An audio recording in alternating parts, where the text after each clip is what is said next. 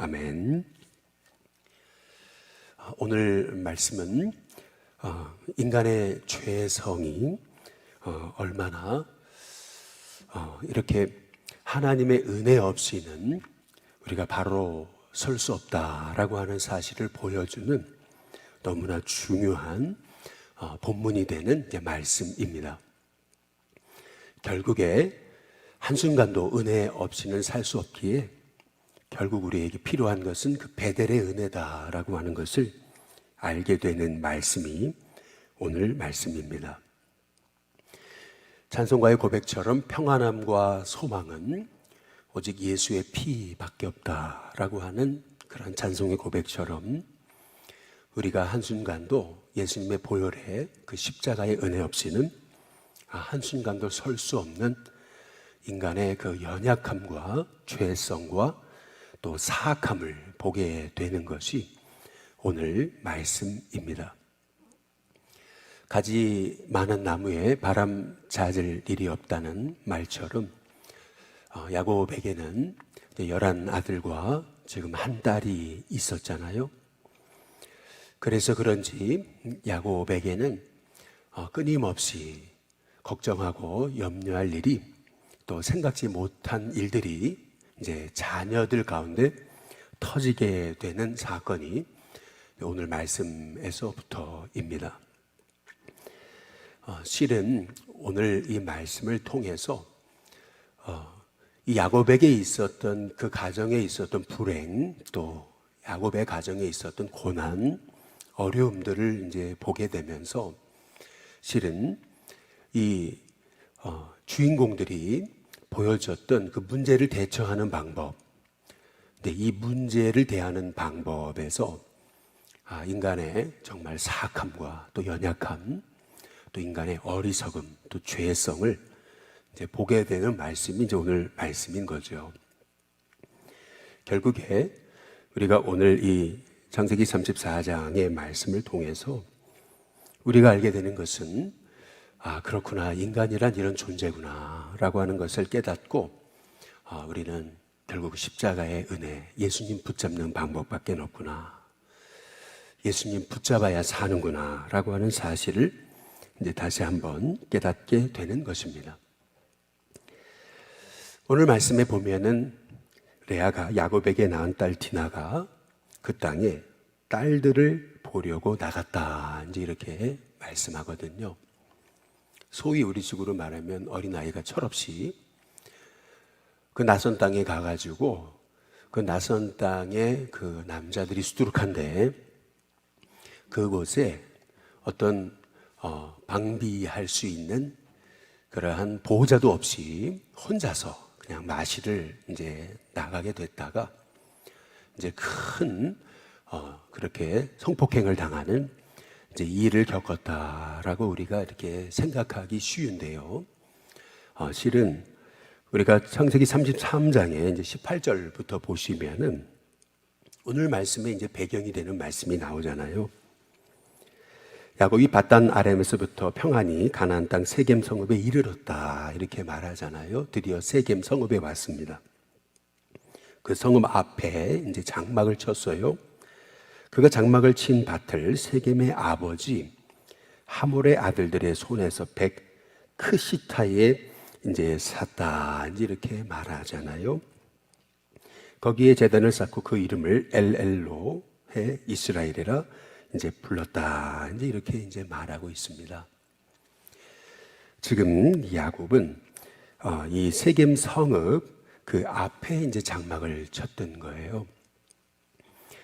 그 장막을 치면서 이제 세겜의 아버지 하몰의 아들들의 손에서 100크시타의 이제 그 장막, 그 밭을 이제 샀다, 이제 이렇게 이제 말하고 있는데요. 실은 이 야곱의 가족이 이제 이곳 성읍 세겜 앞에 이르렀고 또 성읍 이 세겜 성읍을 바라봤을 때 그곳의 화려함, 또 그곳의 아름다움, 또 그것의 문명이 아마도 이제 그들에게는 굉장히 충격과 또 선망의 대상이 되지 않았을까라고 하는 이제 그러한 생각이 드는 겁니다. 롯이 소돔을 바라보면서 굉장히 선망의 대상으로 바라봤던 것처럼 아마도 지금 여기 생엠 성읍이다 이렇게 얘기하고 하몰의 아들들의 손에서 그 밭을 크시타에 샀다라고 하는 이런 여러 가지 힌트가 이 세겜 땅에 이제 사람들의 그 모습이 야곱의 그 일행과는 완전히 색다른 그러한 그 문명과 모습을 가졌다라고 하는 것을 우리는 상상해 볼 수가 있습니다. 그 모습을 보고 이제 디나가 너무 멋있어 보이잖아요.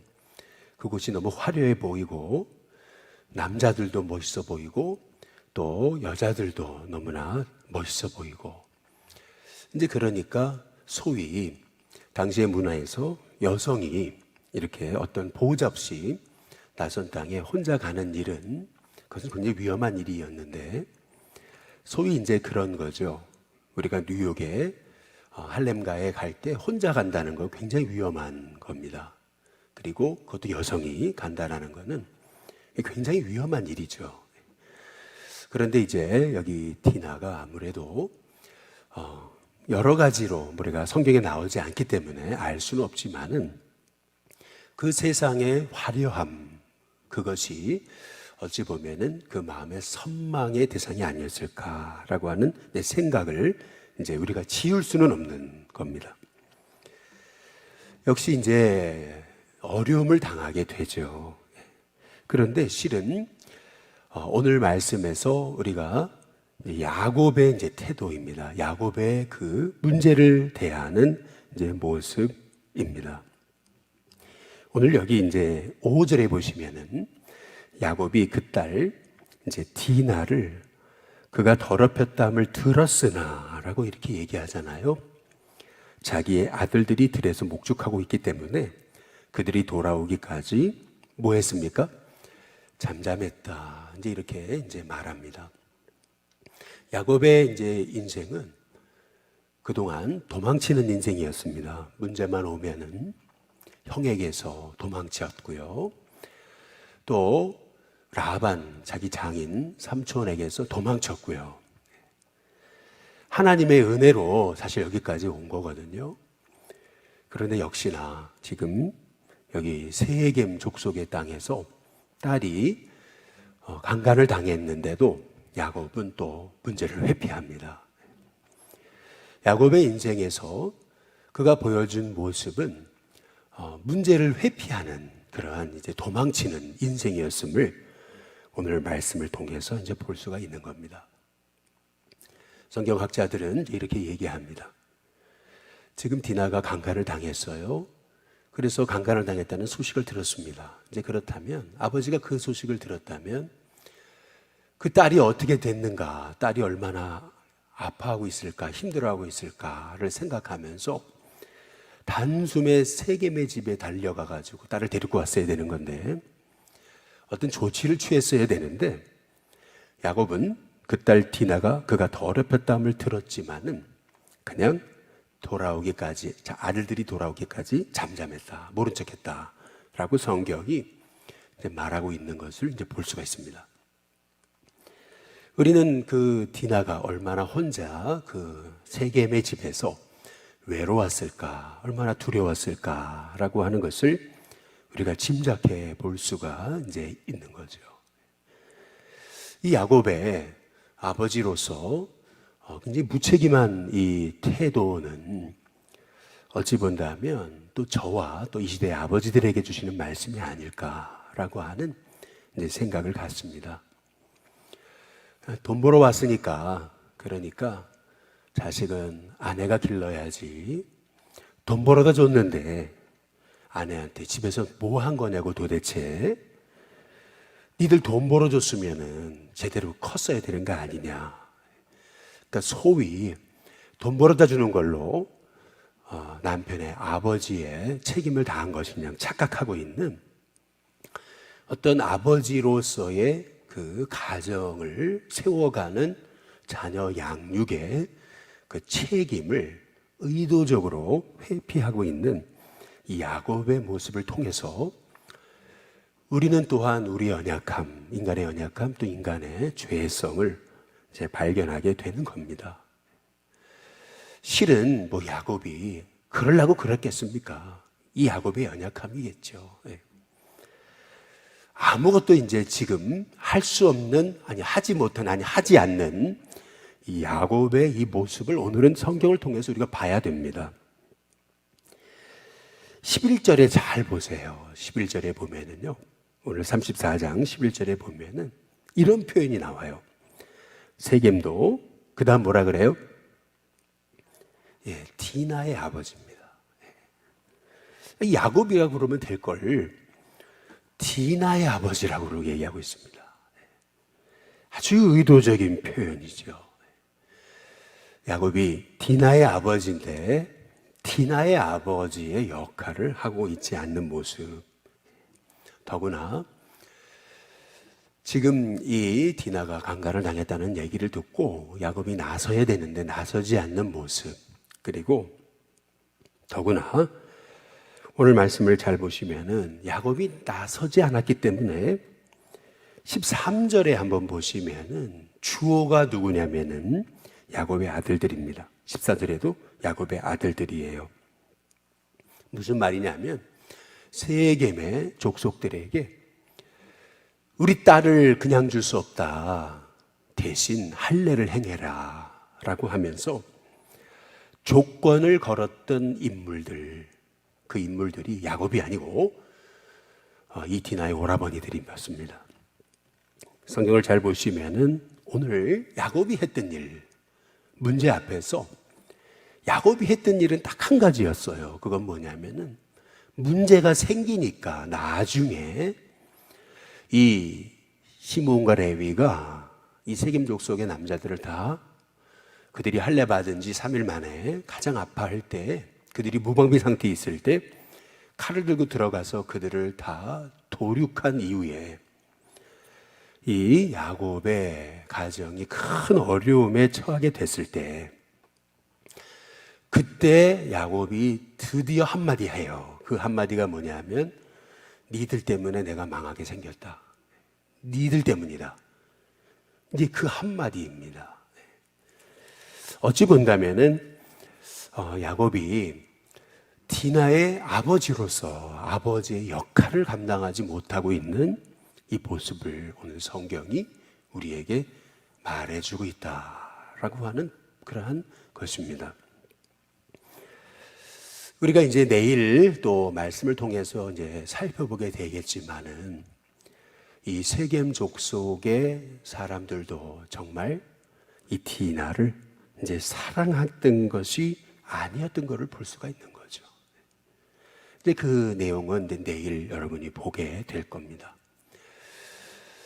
이렇게 소위 이 세겜의 족속들이요, 이 디나를 범하고 보여줬던 뻔뻔한 모습, 전혀 사과 한마디 하지 않아요. 그리고 또한 그 문제를 대처하는 이 야곱의 모습, 그리고 이 디나의 오라버니들의 모습, 이제 이 모습들을 이제 보게 되면서 이게 세상이구나. 결국에는 세상 속에 너무나 진실이 없어요. 잘못에 대한 회개가 없고요.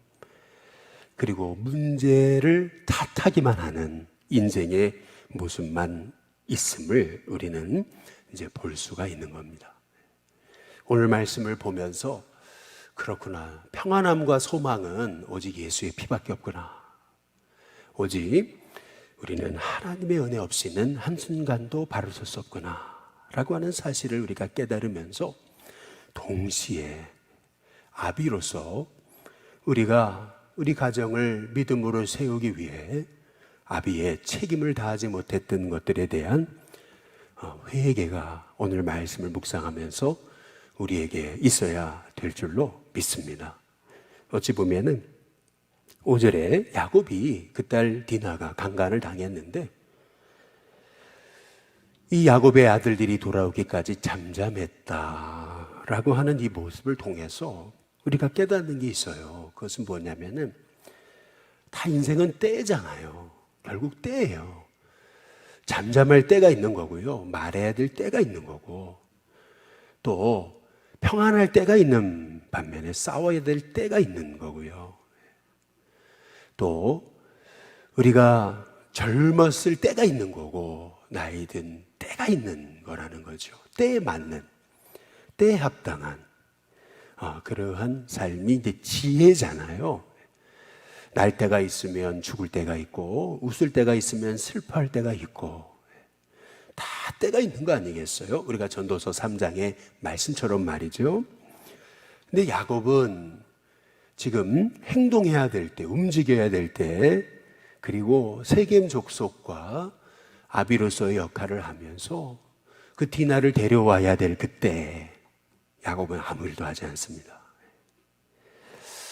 오늘 말씀을 통해서 우리는 앞에 불의가 있는데 아무 일도 하지 않는 것은 죄구나, 이것을 우리가 이제 깨닫게 되는 것입니다. 교회가 어려움을 당하고 있는데 아무 일도 하지 않는 것은 죄구나. 아무 일도 하지 않는 것은, 그것은 어찌 본다면은 우리가 믿음의 사람으로 책임 회피이다라고 하는 사실을 또한 오늘 말씀을 통해서 이제 우리가 이제 깨닫게 되는 것입니다. 오늘 말씀에서 우리가 주목해 봐야 되는 것은 이 디나의 오라버니들의 너무나 사악한 분노. 아무리 분노해야 됩니다. 이 시점에서는 분노 안 하는 것이 이상한 것입니다. 분명히 우리 예수님께서도 성전에 들어가셨을 때 매매하는 자들, 그리고 성전을 돈 바꾸는 자들의 소굴로 만들어버린 강도의 소굴이라고 말씀하시죠. 그 성전을 강도의 소굴로 만드신 것을 보고 예수님도 의분을 품으셨어요. 이렇게 분노해야 될 때 분노하는 것은, 이것은 인간의 마땅한 하나님이 주신 이 사회를 세워가는 주님의 우리를 향하신, 우리가 세상을 이렇게 의롭게 만들어가는 하나님의 도구입니다. 그런데 그럼에도 불구하고 그 분노가 잘못될 때 지혜롭고 또 하나님 방법으로 문제를 풀어야 되는데 여기 시몬과 레위는 완전히 분노의 화신이 되어버리잖아요. 근데 오늘 여기 말씀에서 우리가 주목해 봐야 되는 것은 이 디나의 오라버니들의 정말 너무나 죄악이 가득한 그 분노와 반면에 전혀 딸이 지금 강간당한 게 맞는가라는 생각이 들 정도로 무관심한 그러한 야곱의 이 감정 모습을 보는 겁니다. 전혀 두 사람이 대조됩니다. 두 인생이 대조되는 모습이에요.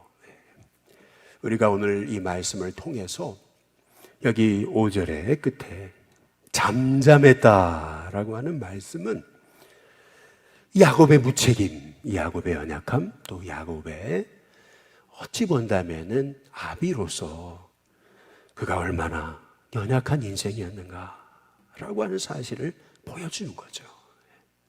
저는 우리 일신교회 성도님들이 때를 분별하는 지혜가 있게 되시기를 주님의 이름으로 축복합니다.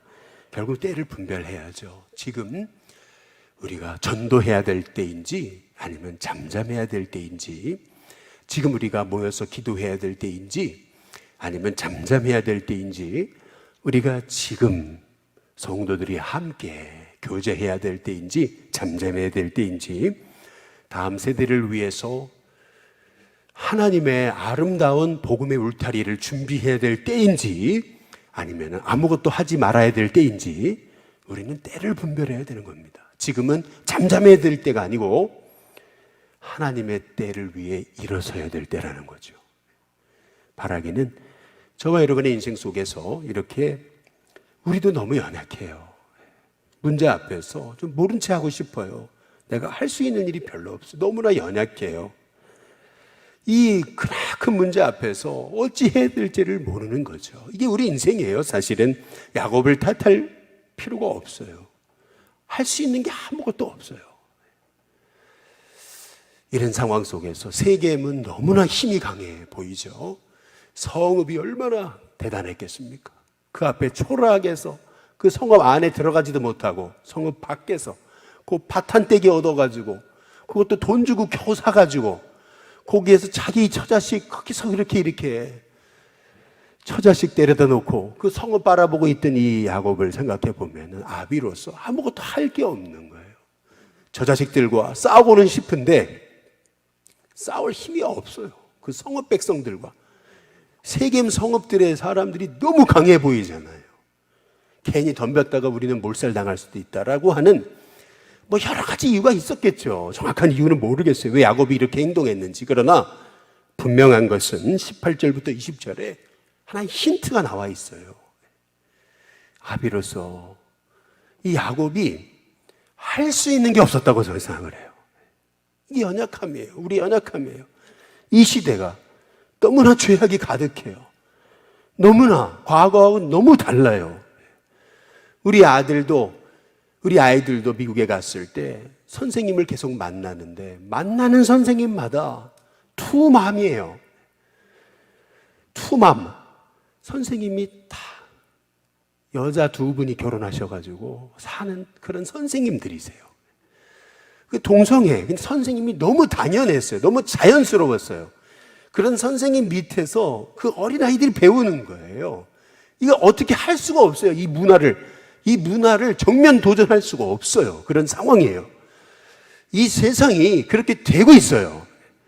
이런 상황 속에서 우리가 아무것도 할 수 없다라고 하는 연약함 속에서 그냥 야곱처럼 아무것도 하지 않고 잠잠하기보다는 기도해야 되겠죠. 일어나야 되겠죠. 뭔가 우리가 할 수 있는 작은 인생의 걸음을 내디뎌야 되겠죠. 어차피 세상이 이렇게 가는데 난 모를 일이고 라고 하는 그런 야곱의 무책임, 그것이 아니라 엎드려서 기도라도 해봐야죠. 엎드려서 애통이라도 해봐야죠. 아니 세겜 족속에게 찾아가가지고 내 딸을 이렇게 하면 어떡하냐고 그들을 바지 끄댕이라도 잡고 그렇게 할 수는 없지 않냐고 하면서 그들에게 하소연이라도 좀 해봤어야죠. 아무 일도 하지 않으니까 결국 아들들이 분노에 사로잡혀서 그들을 다 그냥 쑥대밭으로 만들어버리고 다 죽여버리잖아요. 저와 여러분의 인생 속에서 우리는 하나님의 때를 분별해서 우리가 야곱처럼 하나님 지금 일어나야 되고 말해야 되고 그리고 하나님의 말씀을 선포해야 될 때 잠잠하는 어리석은 사람이 되지 않고 하나님의 때를 분별하여서 정말 주님의 종으로 일어설 수 있는 주님의 강함으로, 나의 연약함이 아니라 주님의 강함으로 일어설 수 있는 하나님의 종들이 되게 해달라고 기도하는 우리 신교회 성도님들 되시길 주님의 이름으로 축복합니다. 찬송가 300장 우리 함께